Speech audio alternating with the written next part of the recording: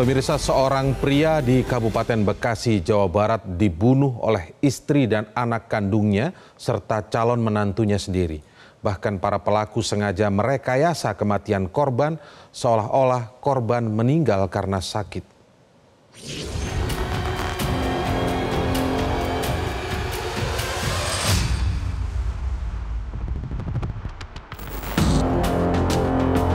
J, SNA, dan HP, ketiga pelaku hanya bisa tertunduk saat digelandang ke kantor Polres Metro Bekasi pada Senin siang. Tiga diamankan karena diduga melakukan pembunuhan berencana terhadap korban Asep Saifuddin yang merupakan suami serta ayah pelaku. Bahkan setelah melakukan pembunuhan, ketiganya justru merekayasa kematian korban seolah-olah korban meninggal karena sakit. Kematian korban berinisial AS terungkap setelah keluarga korban curiga atas kejanggalan kematian korban. Kecurigaan pihak keluarga muncul karena terdapat sejumlah luka pada tubuh korban serta adanya transaksi pinjaman online senilai puluhan juta rupiah setelah korban dinyatakan meninggal dunia. Dalam pengakuannya kepada polisi, ketiga pelaku tega menghabisi nyawa korban karena terhimpit ekonomi dan juga sakit hati.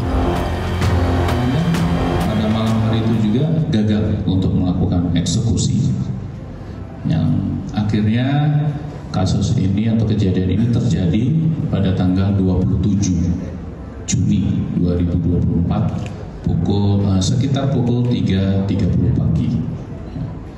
Yang pertama dengan melakukan pencekikan terhadap korban, kemudian melakukan pemukulan terhadap korban melalui menggunakan. Ketiga tersangka pembunuhan kini ditahan di Polsek Setu, tiganya terancam hukuman mati. Dari Kabupaten Bekasi, Jawa Barat, Agustian Arisda, Metro TV. Selamat siang rekan-rekan semua. Apa sebetulnya motif pembunuhan yang dilakukan berencana oleh istri dan anak kepada sang suami sekaligus ayahnya itu? Kami akan cross-check langsung dengan Kapolsek Setu, Polres Metro Bekasi, AKP Ani Widayati. Bu Ani, selamat sore. Selamat sore Mas Indra. Baik, Bu Ani, apa sebetulnya motif dari ketiga pelaku ini? Kalau kita melihat perkembangannya kan motifnya beda-beda. Kalau pelaku yang merupakan calon menantunya atau pacar dari anaknya begitu menyatakan karena tersinggung, tidak disetujui hubungannya. Sementara dari istrinya berbeda lagi. Tapi yang informasi atau motif yang sebenarnya berhasil digali oleh kepolisian apa, Bu? Jadi motif mereka itu yang pertama untuk istrinya karena terlilit pinjaman online ya, jadi banyak pinjaman langsung untuk korban saat sudah meninggal itu HP-nya diambil oleh pelaku untuk mencairkan pinjaman online, Mas. Oh, oke. Jadi pinjaman online yang dilakukan dengan menggunakan handphone korban alias suaminya sendiri ini untuk membayar pinjaman lainnya sebelumnya begitu ya? Betul sekali. Nah untuk kejadiannya sudah direncanakan dari tanggal 17, 2 minggu sebelum kejadian korban meninggal. Pelaku yaitu SN sama J membuat racikan campuran rinso cair itu dengan soda susu, Mas. Iya. Lanjut diminum oleh korban, namun demikian tidak terjadi dan dibuang oleh SN karena merasa masih kasihan, tidak tega dengan bapaknya. Lanjut tanggal 24, SN dan J meracik lagi campuran kloridina dicampur dengan cairan rinso itu, langsung diminum. Begitu diminum sedikit terasa ada aneh, itu muntah. Kemudian gagal lagi. Setelah itu tanggal 25 korban bergadang sampai pagi, jadi melakukan lagi karena korban sudah tertidur pulas. Tanggal 26 pagi, tanggal 27 dini hari pukul 03.30 HP membuat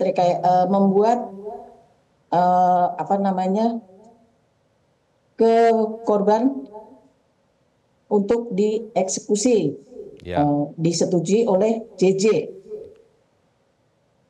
Langsung pada saat JJ itu ini istrinya Bu ya, istri korban ya. Pelaku, betul, istri korban langsung eksekusi untuk JJ mencekik dibantu dengan HP, mencekik dan memukul dengan helm ke muka korban. Untuk SN melakban kakinya yang bawah itu untuk dilakukan eksekusi dan saat itu korban meninggal. Saat korban meninggal langsung HP melakukan pinjaman online. Begitu juga langsung turun cair sebesar 56.500. 56.500.000 ya Bu ya. Oke, Bu, boleh kami rangkumkan sedikit Bu ya. Artinya ada 3 upaya percobaan pembunuhan sebelum pembunuhan sebenarnya terjadi keempat begitu Bu ya, pada tanggal 27 Juni dini hari. Begitu ya Bu ya? Betul. Ada 3 upaya pembunuhan. Artinya memang ada perencanaan dan ada persekongkolan di situ. Baik. Yang ingin saya tanyakan Bu, siapa yang menginisiasi ketika terjadi persekongkolan itu kan siapa yang menginisiasi? Apakah tersangka J yang merupakan istrinya, ataukah SN yang merupakan anak dari korban, ataukah HP tadi Ibu menyebutkannya sebagai pacar anak atau calon menantunya? Siapa yang menginisiasi dari persekongkolan ini Bu untuk melakukan pembunuhan? Ketiga-tiganya Mas, memang dia sudah sepakat bertiga ingin menghabiskan bapaknya itu, calon mertua. Ketiga-tiganya ada usulan dari hasil interogasi Bu ya? Untuk usulan eksekusi itu dari HP Mas. Dari untuk HP, usulan eksekusi, dikasih minuman gagal terus, akhirnya HP ngasih saran untuk ke J, disetujui sama J, akhirnya melakukan eksekusi itu pada tanggal 27 dini hari. Baik. Saya masih penasaran ini Bu, mungkin karena ini nanti soal beratnya hukuman atau mungkin sama, karena tadi kata sepakat itu pasti tercapai setelah ada persekongkolan.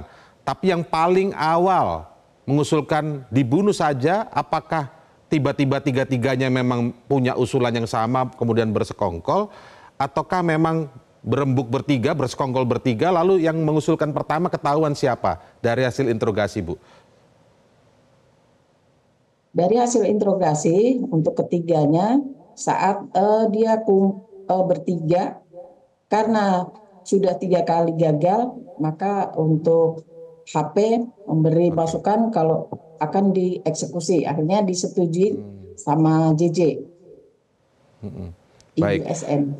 Baik, kan tadi dari ada 3 kali upaya percobaan pembunuhan sebelum terjadi pembunuhan sebenarnya tanggal 27.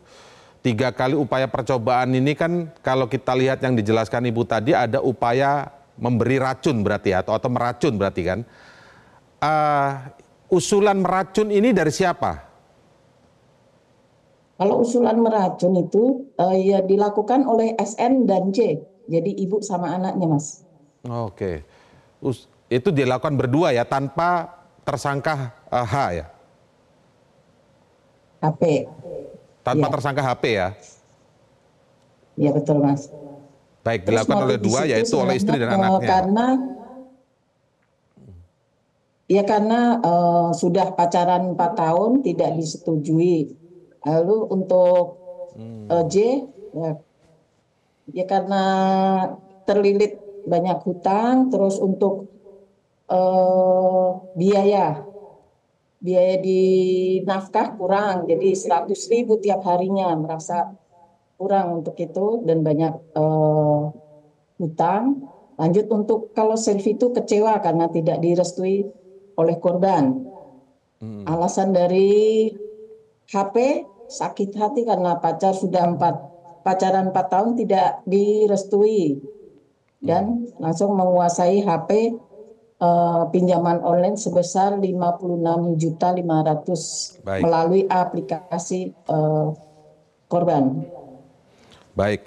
Ibu, kami ingin bertanya lebih dalam karena kan yang melakukan interogasi kepolisian dan masyarakat ingin tahu detailnya karena ini memunculkan pertanyaan publik bagi sebagian publik ini memunculkan pertanyaan karena motif yang tadi disampaikan itu kan ada soal hubungan tidak direstui. Banyak sebenarnya soal hubungan tidak direstui tapi bukan pembunuhan akhirnya begitu.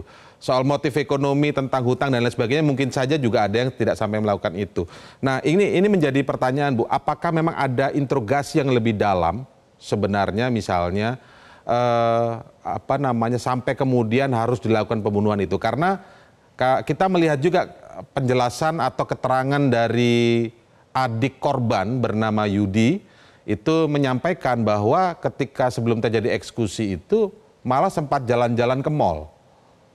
Di Mall Metropolitan kalau tidak salah. Lalu kemudian ya korban juga sempat bermain badminton. Artinya memang tidak merasakan ada aura ketegangan di dalam keluarga tersebut. Kurang lebih tergambarnya seperti itu, Bu. Mungkin ada interogasi lebih dalam. Apa sebenarnya yang menjadi motif? Karena kalau di motifnya tadi kan beda-beda itu. Ya memang Mas, sebelum kejadian itu mereka makan bersama. Memang tidak ada kecurigaan dari pihak keluarga korban. Jadi untuk awalnya juga percecokan, jadi melaporkannya KDRT Mas saat itu. Oke. Nah, dari kecurigaan dari keluarga korban atas nama Pak Yudi, karena ditelepon dari pinjol itu Mas, jadi ditelepon dari pinjol kalau ada pencairan dana pada tanggal 27. Dan disitulah awal kecurigaan dari keluarga korban. Baik. Ya, artinya keluarga korban kemudian melaporkan ke kepolisian sehingga terjadilah penyelidikan dan penyidikan ini, Bu ya? Betul, Mas. Baik. Dan Terima kasih. Ya. Baik, Ibu, terima kasih atas waktunya memberikan keterangan di Metro hari ini AKP Ani Widayati, Kapolsek 1 Polres Metro Bekasi. Selamat sore, selamat bertugas kembali, Bu.